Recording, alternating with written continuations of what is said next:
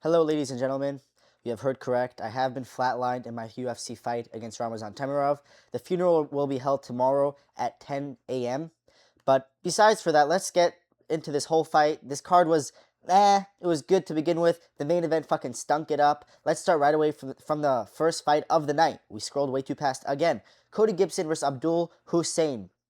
I picked Abdule Hussein. My logic was Cody Gibson is shit, and Abdule Hussein, at least looking at his record, is not shit. He was 15-2 going into this fight. He is now 16-2, and he proved me right. Now, there were some sketchy moments in this fight. Right away, Cody Gibson coming out, crafty vet, shoots a takedown, takes down Abdule Hussein, has a tight guillotine in, rolls over to mount with it. There was a moment where maybe Abdule would have tapped, but then at a certain point, Cody unlocked his hands to try to adjust. It became a little looser. Abdule was able to get some hip distance, and then Cody switched into a Darce. Couldn't get that one either. Switched into a fucking ninja choke. Couldn't get that one. He's just going for like every single headlock series that there is, you know? Like, what else? What did he miss? Fucking, I think he hit all of them. Anaconda would have been nice if we saw that one too. But he did squeeze a lot during those chokes. And when he couldn't at the end get the choke, he did gas himself out. And then round 2 and 3, Abdule Hussein did take over. Not the best fight IQ from Abdule Hussein. He has really good hands. First of all, tiny for the weight class. They're not going to tell us his height over here, but he is not a big individual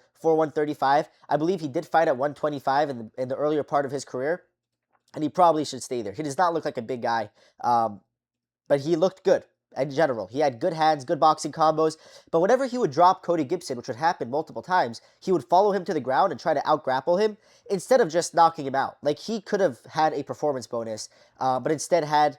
Oh, did he? He did finish him. He choked. I totally forgot. I was thinking he went to decision. But he didn't, because what happened was in round 2, he caught a kick from Cody Gibson, dropped him with a straight down the middle. It was kind of like an overhand. Got on top, just went for like every submission you could think of, didn't get it. Like Ilia Topuria versus Justin Gaethje maxing. Have we not learned anything? And then round 3, the same stuff. Just trying to, every time he would drop him, just grapple him. But at the end, he did get a arm triangle. That's what it was. Now, to be fair, it wasn't tight. Trust me. That was not a tight arm triangle. You can see a lot of space on Cody Gibson's neck. But Cody was gassed. After those first early submission attempts, he did not have anything left in him. And so when that arm triangle came in, that was kind of his way of saying, hey, I didn't quit. You know, that's what that arm triangle was. He tapped very quickly to it. But besides for that, it was a pretty well-rounded performance from Abdule Hussein. I don't like how easily he got taken down in round 1. But in the second and third round, he looked pretty good. Has, again, great boxing combos. Just needs to have better fight IQ. And he could have finished this fight in round 2 with if he just stood up Cody when he dropped him, instead of trying to grapple him, he could have finished this earlier. But all in all, decent performance. Let's move on to the next fight of the night. Nurullo Aliev versus Mike Davis. This was the first of many fights on this card, setting a trend of just allowing boring fights. We're just allowing this these days. Fucking cut Nurullo Aliev from the sport. I picked Mike Davis. I thought he'd be able to defend the takedowns from Nurullo Aliev and do damage on the feet. And in round 1, I was feeling a little bit crafty because he did get taken down right away, which scared the shit out of me. But he used his butterfly hooks to get up, and then the second time he got taken down, he landed some nice elbows, enough that he even he used it. He damaged Nurullo Aliev badly with these elbows, and ended up getting onto his back for a couple seconds. Tried to go for an armbar, fell off. Not the best fight IQ. But in round 1, I actually gave it to Mike Davis. I thought he outdamaged Nurullo Aliev. Aliev got a couple takedowns. He had some control time. Let's look at the control time real quick. They're not going to tell me, are they? No, they're just going to tell me takedown. So, he got one reverse. I don't know. I don't know what the fuck these stats are. It doesn't matter. I'll just tell you what happened instead of reading this paper over here. Yeah, he got some takedowns in round 1, but didn't cause any damage. Round 2 and 3, I think Mike Davis got a little bit tired, and Nurullo Aliev just fucking ragdolled him, and he was being like a fucking rodent. You know, like Mike Davis would stuff a takedown, try to get away, and Nurullo Aliev would just fucking cling to his legs. You know, like not give him any distance. He will not let you be entertaining. You dare be entertaining. Mike Davis would try to land a combo in round 2, round 3. You do one combo, Aliev is ducking right under that, holding you against the cage, bringing you down. You get back up, he's gonna fucking bring you down again. Just the most boring of boring shit. He says he landed 81 total strikes. I don't fucking believe it. There were not 81 strikes landed by Nurullo Aliev. Significant strikes 13. Yeah, there you go. Let me read you this stat one more time.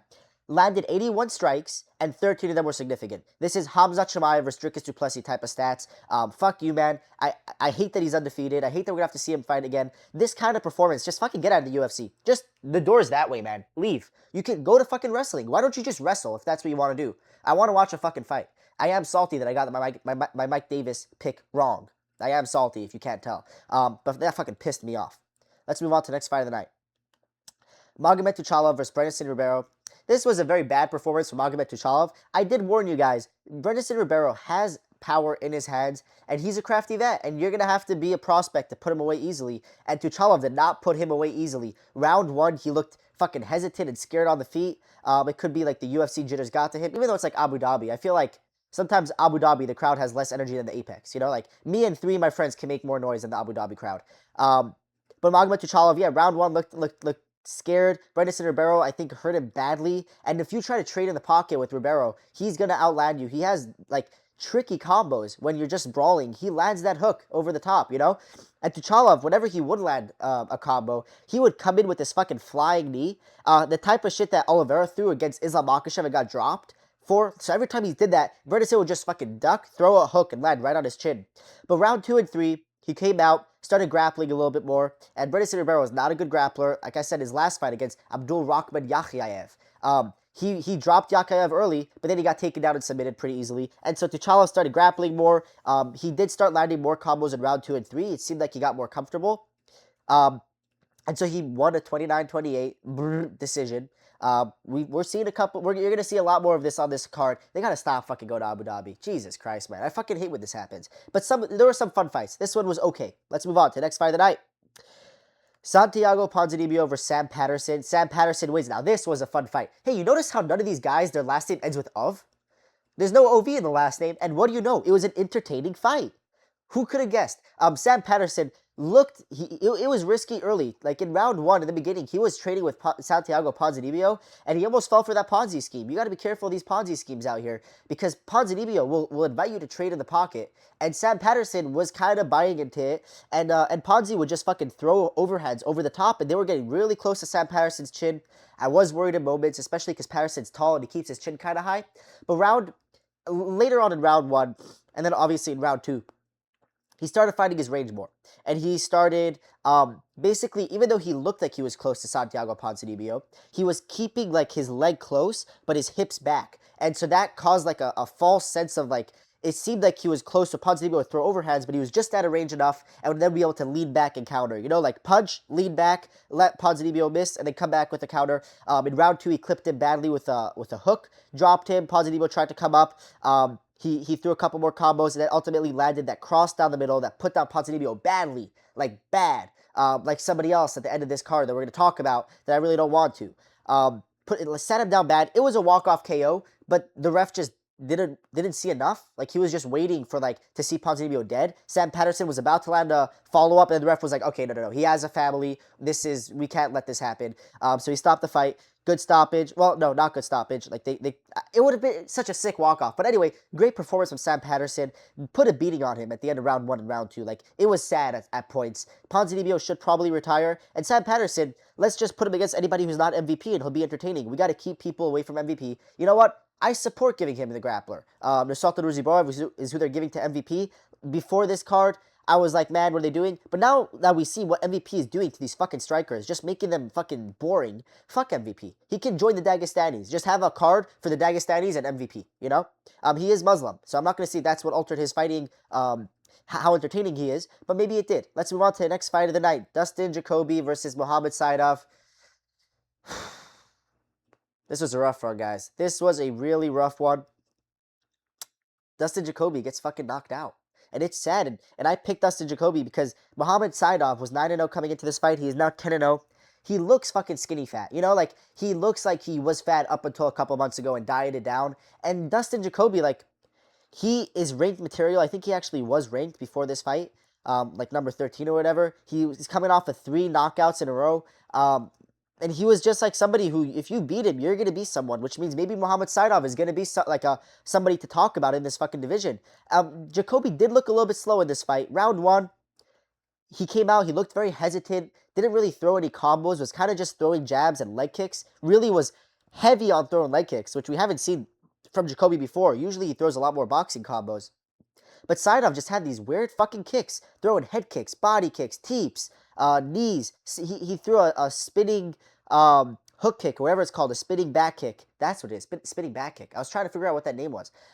He landed like some flush ones to Dustin Jacoby, wheel kicks, and he just does it very fast and very weirdly athletic for how fucking out of shape he looks. Like, he looks saggy, and then he throws this shit out. And he kind of just had Dustin Jacoby not being able to close the distance, because every time he would step into range, it's a fucking wheel kick that's coming your way, a head kick. And then whenever he would try to sit down on a combo, Saidov was just very quick, would land a combo, and then back to footwork. In round two, so round one, that's kind of how it was going down. Round two, Dustin Jacoby comes out, trying to close the distance. Saidov was just too quick. He ended up landing a fucking, I think he threw a hook, stepped through the other hook. Dustin Jacoby tried to lean out of the way, but that switch stance kind of caught him right on his jaw. He's rocked, and as he's leaving, Saidov fucking sneaks up a head kick, lands flush on Jacoby's chin, drops him, lands a lot of follow-up shots. Man, that was brutal. That was rough. That was like seeing my fucking uncle get knocked out cold. You know? And then we saw another one down the line that we'll talk about. But it's just fucking brutal, man. It's fucking brutal. It was sad. I fucking yelled in pain, man. I needed like a good fight after this, and I don't know how many more good fights we had after this fight. So there was nothing to really even rinse out my mouth, you know? It was brutal. Dustin Jacoby looked old, you know? Like, maybe it's time to hang it up, Unc. You know? It's crazy. He was on a 3-fight knockout streak. Maybe Saidov's just that good. You know? We got to stop with the cope. Maybe Saidov is just that good, and we have to see what he can do next. He's got to shave the head off. That's another thing to say. Saidov, it's over, man. You have nice kicks. Shave the fucking head. You'll look good. Don't worry. You'll look good with a shaved head. You can't have that fucking bald spot in the back. You're Conor McGregor maxing. Even he did the fucking mohawk, which looked terrible, but it was something. Better than what he had going on. I'm telling you, if you fucking do an interview and you sit down a little bit too far, that fucking bald spot will show. So just shave it off. Anyway, great win from him as well, besides for the bad hairline. Let's move on to the next fight of the night. Volta Woka, bro. Valter Walker versus Thomas Peterson. He saved the night, you know? This was really like the most joy I felt on this card, because this was a rough one, man. But Valter Walker does it again. 5th leg lock in a row. He breaks the heel hook streak. This time he got a calf slicer. I picked it to happen, mainly because it would just be funny if it did, you know? Like, there wasn't logic. I don't use logic when I break down fights. But I picked this to happen. Valter Walker, he comes out. You think he's going to strike. Thomas Peterson tries to blob him. And Valter Walker just pulls bottom half guard. And you see him looking at that leg. Bro, he was looking at it like it's a fucking cake or something. Like, I'm going to get you. He's just looking at it. I'm going to get you. It's only a matter of time. Ends up getting that fucking leg, putting him in a heel hook, and you think it's over. But Thomas Peterson has been training for the heel hook defense, so he frees the knee line. But Valter Walker just grabs the heel, doesn't let go of it. Thomas Peterson was kind of just like fucking dragging him. If you guys have seen Despicable Me, you know when Gru has that little fucking girl, I don't remember her name, just holding on to his long-ass leg, and he's trying to drag her. That's what this looked like. Thomas Peterson just dragging Valter Walker on his leg. Valter does not let go of it, switches into a calf slicer, and ends up getting the tap. It's fucking hilarious, but also, it's not that funny anymore, bro. Like, the heavyweights, it was funny for a little bit. Valter Walker, he got another heel hook. It's 5 in a row now. That's 5 now. I'm worried. I'm, like, starting to think, like, how does Tom Aspinall do against Valter Walker? Because Tom Aspinall has a loss to a heel hook. So now it's like, the joke's over. Like, this is serious stuff. We got to really talk about Valter Walker as a contender now. That's 5 in a row. It's pretty fucking crazy. And, like, you know for a fact, Thomas Peterson was in camp training heel hook defense. And he just makes it look easy. These heavyweights are like 10 steps behind Valter Walker in leg lock defense, and they're never going to catch up. You can't catch up to this level. It's just fucking funny. It's like, you can't keep getting away with this, but he just is. I've never seen Valter Walker throw an actual punch in all of his UFC fights. It's crazy, man. All right, let's move on. That brought me joy. Let's move on to the main card. Ismael Bonfim versus Axel Sola. I picked Axel Sola because I said he's better, and I said Ismael Bonfim is a quitter, and Ismael Bonfim is a quitter. He is the worst Bonfim brother. We named all the times that there are worst brother, and he is worse by far. He's coming off of 3 losses in a row now, all by finish. Been knocked down his last 2. This time comes out, shoots. First of all, he's tiny. I don't know what he's doing at 155. He should probably be a 145er. Because when you see him standing next to his brother, Gabriel Bonfim, and they're only 1 weight class difference, Gabriel is like a half a foot taller than him and much wider than him. And he's only 1 weight class up. So Ismael Bonfim does have to drop a weight class. Axel Sola was much bigger than him in this fight.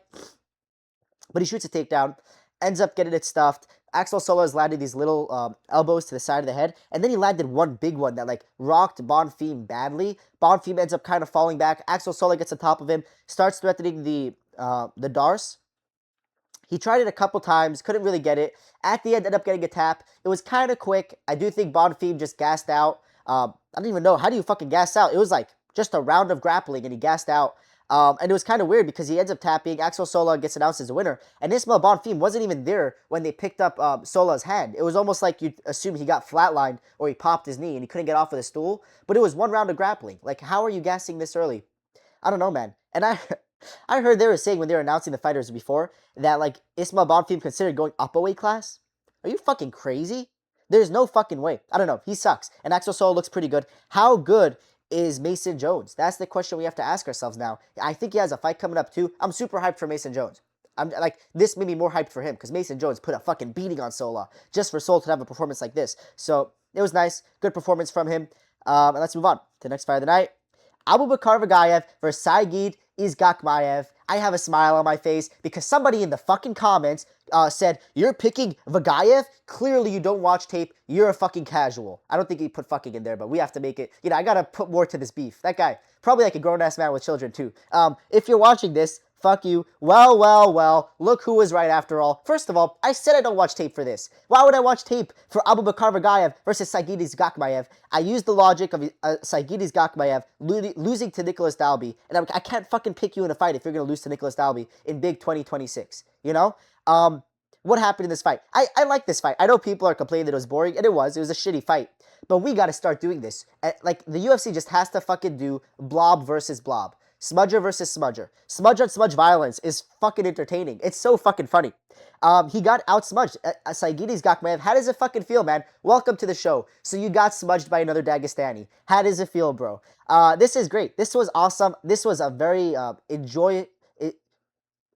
enjoyful? What the fuck is the word I'm looking for? It was very joyful to watch this. I enjoyed this fight a lot.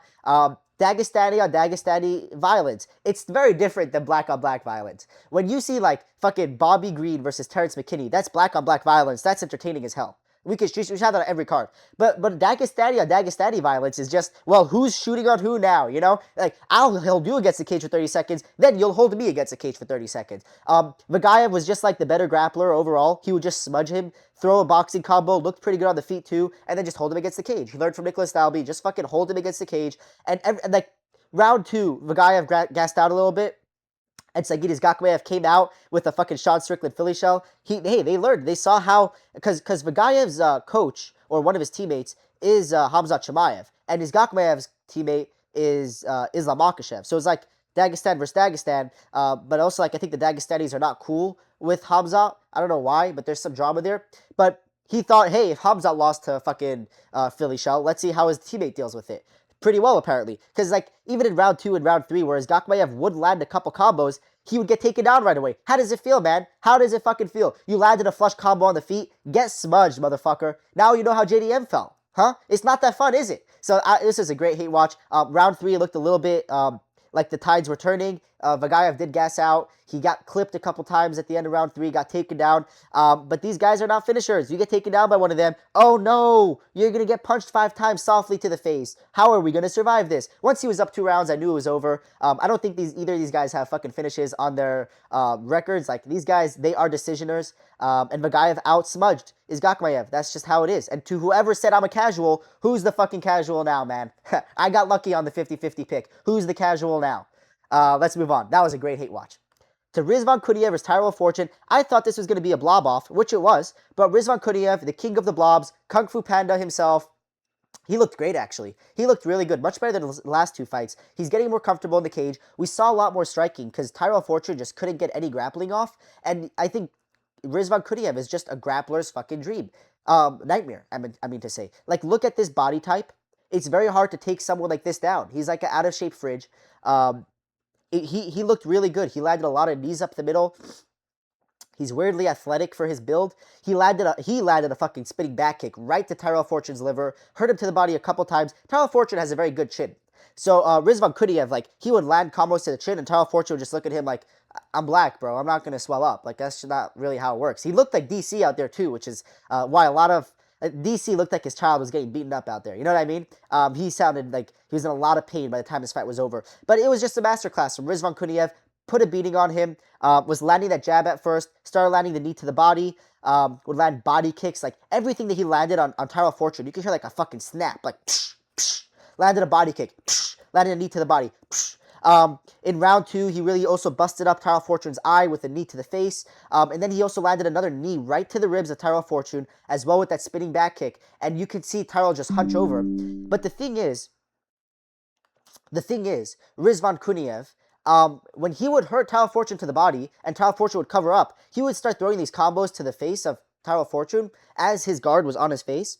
He could have finished this fight earlier if he targeted the body instead. Ripping hooks to the body, a shoe shine as they call it, pa pa. But he didn't do that. He would throw knees up the middle, and they weren't landing in round 2, so Tyrell Fortune would keep on getting hurt to the body and then recovering. And in round 3, Tyrell Fortune, in between rounds, told his corner, my rib is fucked. You could see him even holding it. And Rizvan Kuniev landed the shots that he needed to land, ended up hurting him badly again, knee to the body, shots up top. And this time, when Tyrell Fortune was covering up, he was able to sneak the knee right down the middle, hit him right in the eye, dropped him. And once Tyrell Fortune hit the mat, you knew he wasn't going to get up because he was very tough. But these tough guys, once they're down, they're down. Like, that's like, yeah, you broke him. And he did break him. Tyrell Fortune, he's not bad. But also, he only has one fight in the UFC, like one win in the UFC, against Marcin Tybura, who's not the best. And even that was like way too close of a decision for you to be a prospect, as opposed to Rizvan Kuniev, who did just beat Jailton Almeida, which, say what you will, it's not an easy win to have. And Jailton couldn't even really take him down. So Rizvan Kuniev, he's looking pretty good. He did pop for steroids, which I fucking hate. We have to have a talk about people popping from steroids. Just kick them out of the sport. They shouldn't be allowed to just come back, because he's probably just on it again. But who cares? Heavyweight can use it. Heavyweights should be allowed to be on steroids. Anyway, let's move on to the next fight of the night, Magomed Zaynukov versus Damien Respecki. Hold on. I'm getting a call. Hello? It's John Pork. John Pork, how you doing, man? John Pork won the fight, his debut in the UFC. Looked pretty good. Damien Respecki. Hey, you have my Respecki, man. Hey, wait, how are they pronouncing it? Zhepetsky. Damien Zhepetsky. I knew there was a fucking weird way to pronounce this last name. So Damien Zhepetsky, he was 10-0 coming into this fight. So this was, like I said, this was not an easy fight for John Pork. And in round 1, Damien Zhepetsky, I like saying that now. Now I'm just showing off that I could pronounce it. Damien Zhepetsky came out in round 1. He's a tough out. He was holding Zaynukov against the cage a little bit. He landed a couple nice strikes. But then Zaynukov landed this fucking... He landed like an elbow, and then on the way off, fucking eye poked Zhepetsky. Like, one finger went like all the way through. The other one touched the other eye a little bit. Very Gone versus Aspinall-esque. Except Respecki somehow could just see after that. It only took him like a minute. I thought the fight was over. Like, I saw how fucking deep that finger went in the eye. I thought we're calling it a wrap. But no, Zhepetsky went on. And since that moment, basically didn't, like, in my opinion, he didn't fully recover because he didn't block anything since then. He was just fucking tier 1 blockhead walking down Zaynukov, but Zaynukov was just one step ahead, countered with nice elbows and nice teeps to the fucking face, man.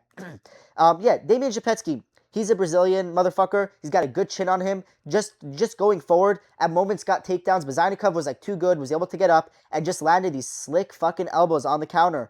He has nice combos. He is a pillow puncher. I warned you guys he's a pillow puncher. Even his elbows couldn't fucking do shit. Maybe Zhepetsky just has a fucking great chin. But also I think Zaynukov is a pillow puncher. But he looks good. He has nice combos. I don't think he's going to be the next fucking triple champ. I do think that anyone who has like decent boxing could probably knock him the fuck out. And he did get taken down a little bit too much for my comfort. But he's fun. He's nice. He's nice with his combos. And we did see him slow down a little bit towards the end. If you pressure him, we could see that also being a path to victory. But he's definitely a nice add-on to the UFC, a nice somebody to keep in mind. Please fight more than once a year, though. You know, maybe not just on all the Abu Dhabi cards. Anyway, let's move on to the next fight of the night. Steve Erceg versus Ramazan Temirov. We got flatlined, man. We got flatlined. This was sad. This was always an option. This could have happened. Always. It did happen. Ramazan Temirov, it fucking pisses me off, though, because he's clearly on steroids. Super short. He's like 5'3" at best. At best, he's 5'3". And I was feeling confident when I saw him coming out because he's this little fucking Tasmanian devil, a little fucking goblin. You're like, all right, I get it, he's jacked, but he's also fucking tiny. There's no way he's going to generate that much power. He generated that much power, man. Steve Erceg looked good early. Actually, he didn't. Ramazan Temirov fucking came out throwing fucking hammers. Landed, like, he got way too close for comfort right away. But Steve Erceg ended up fighting his rhythm. Started landing those jabs on the outside. Corey Sandhagen maxing. But, man, he just got bullied. And he was trading. And when he would land on Temirov, Temirov would be like, bring it on. And I'm like, no, Steve, please don't bring it on. Please fucking keep your distance. He did not keep his distance. He got too close. Temirov just fucking throwing haymakers, throwing overhands, just knowing that if it fucking lands on Erceg, Erceg will go down. We've seen this before. And he fucking landed and he dropped Erceg badly. Erceg tried to recover, but he just wouldn't let up. Just fucking keeps on throwing, and then he fucking landed the perfect overhand. Flatlined Steve Erceg, slumped down to the canvas. Man, it took me like 5 minutes to recover from this. I was just down and out. It's just fucking sad, man. I feel like these fucking Abu Dhabi cards, it always happens. This is where our favorite fighters go to get flatlined. On this card, we saw Steve Erceg. We saw Dustin Jacoby fucking get flatlined. I feel like, Robert Whitaker lost to Hamza Chimaev in Abu Dhabi. Fucking Max Holloway got flatlined by Ilya Topuria. Volkanovski got head kicked by Islam in Abu Dhabi. Stay away from this fucking place, please. This is where the legends go to get fucking murdered. It's painful, man. I feel like there's even more. Fucking Tony Ferguson, Justin Gaethje. That crime against humanity happened in Abu Dhabi. I'm still scarred from the Volkanovski head kick. It fucking sucks, man. Keep them away. If your favorite fighter's an Abu Dhabi card, they're going to get flatlined. That's just what's going to happen. He's not my favorite fighter, but he's one of my favorite fighters, and I do look like him. I'll assume. By the way, I don't really think I look like him that much, but people are saying it, so I'll fucking embrace the meme. But it's fucking rough. Regardless, I always liked Steve Erceg. I already had to see this happen against Kai Kara France. That was brutal. Now Ramazan Temirov, this fucking roided out freak, knocked out Steve Erceg. It pisses me off because, like I said, he fucking popped for steroids in his last fight. And then he's just back like he never left. Didn't even get that fight overturned. Took a year off, and now he's back on the cycle again. What happens if he gets popped right after this fight? What are we going to do? He'll take a year off and then come back and fucking flatline Moreno? Like, put an end to this. Fucking cut him from MMA. I don't want to see his fucking face. All I see is the corpse of Steve Erceg when I look at him. It hurts. And so I have a solution. Book him against Manel Kape. Please, for the love of God, one of these roided out monsters has to go. Manel Kape should flatline the fuck out of him. Please. I know Manel Kape deserves a title fight. But either way, we have to see Pantoja versus Van, the rematch, or in my opinion, the first actual fight. So let's just have fun. Let's just have a fun one. You know? Let's just put Kape versus Temirov. I want to see something. I have a theory. You know? One of these roided guys gotta go. And I know which one it's going to be. Get the fuck out of here, man. Fucking sucks. There's two guys at flyweight who just have crazy knockout power. I wonder who it is. Is it the fucking guy with tits and the other guy who popped for steroids, perchance? Fucking pisses me off. Let's move on to the main event. I thought we were going to get a fucking classic KO in the main event to distract me from the Steve Erceg knockout. We did not. We got Ankalaev fucking smudge fest. He smudged him with striking. Did you know that was a thing? I didn't know that was a thing. He is the most boring striker we have in the UFC. I predicted a round 3 TKO. He ended up getting a round 5 TKO. But calling it a TKO is fucking generous. That's more generous than giving $1 million to a fucking poor person. It's fucking generous. That was not a TKO. Round 1 through 3. I'm not going to go round by round. I'm just going to fucking split this fight into two parts. There's round 1 through 3, and then there's round 4 and 5. Round 1 through 3, nothing fucking happened. Let me read you the strikes. In fact, let me get my face out of the way, and you can just look at the strikes for yourself. I'll cover your fucking ugly face. So, round 1, 19 to 11 strikes total. Significant. None of these strikes were significant. And by these strikes, these are jabs, these are calf kicks, and then maybe one cross per round from Magomed Ankalaev. Round 2, no takedown attempts, sub attempt by Bogdan Guskov. What the fuck are you talking about? There are no sub attempts. Round 2, let's read the strikes. 29 to 15, bullshit. Do not trust this. It was like 5-2. Magomed Ankalaev. Yeah, so like I said, Bogdan Guskov is a fucking counter striker, and so is Magomed Ankalaev. So they were just fucking waiting for each other to go, and neither of them went. Magomed just went in fucking slowly, throwing jab, cross down the middle, and that's all that happened rounds 1 through 3. Round 3, 15 for 15 on strikes. Motherfucker. Jesus Christ. It really pisses me off how this fight went. Man, something. It's a fucking main event. You know? I think after round 1, they should have just given it to Magomed Ankalaev. Yeah, round 3, 15 to 15 on strikes. So round 1 through 3 was basically just Magomed Ankalaev fucking putting the crowd to sleep. You know how bad it was? Abu Dhabi was booing him. Yes, the fucking guys in the white rags were booing Magomed Ankalaev. I didn't even know they have voices. And they're booing their own fucking fighter while he's striking because it was fucking boring as shit. Bogdan Guskov looked lost on the feet. Magomed Ankalaev is a really good striker, but he's just boring. You have to fucking force a fight out of him. Round 4, he decided to switch it up, shot a takedown, ended up getting it. And when he did get his takedown, yeah, now the strikes are 56-4 once he got that takedown. All it took was one. And he took the Bogdan Guskov, and Guskov's just shit on the feet. That just has to be said. He lost his debut via submission. When he fought Billy Alikana on short notice, Billy Alikana took him down and almost choked him out multiple times. And Magomed Ankalaev was just fucking with us. He was just like rage baiting us because he kept on, when he took him down in round 4 and 5, he kept on going for rear naked chokes and then just letting go. Bogdan Guskov wouldn't even defend. He would get completely under the neck and then just let go. Just like, oh, you think I'm putting you out of your misery? Nah, bro. I'm not putting you out of no misery. You're going to watch me be the most fucking boring fighter in UFC right now. Hands down, you know? Round 5, gets another takedown, goes for a couple more chokes. You think I'm going to get it? No. Ends up punching the most soy punches I've ever seen. But Bogdan Guskov fucking gassed out from doing nothing and just kind of quit. And Ankalaev got a stoppage around 5. Calling it a TKO is generous, you know? He landed a couple punches, and Bogdan Guskov didn't move, so they stopped the fight. Bogdan had a little bit of blood trickling down his face. That's how this fight went. Terrible way to finish this card. Give him fucking Yuri Prochazka, because Yuri Prochazka will murder him. Guaranteed. There's no way Yuri will be this boring. If Yuri Prochazka gets fucking countered with a straight down the middle by Ankalaev, I'm gonna have a heart attack, you know? Or the opposite of a heart attack. Whatever happens when you're underwhelmed. Bro, if we get a fucking title fight between Ankalaev and Oldberg in 2027, I might just stop watching the sport.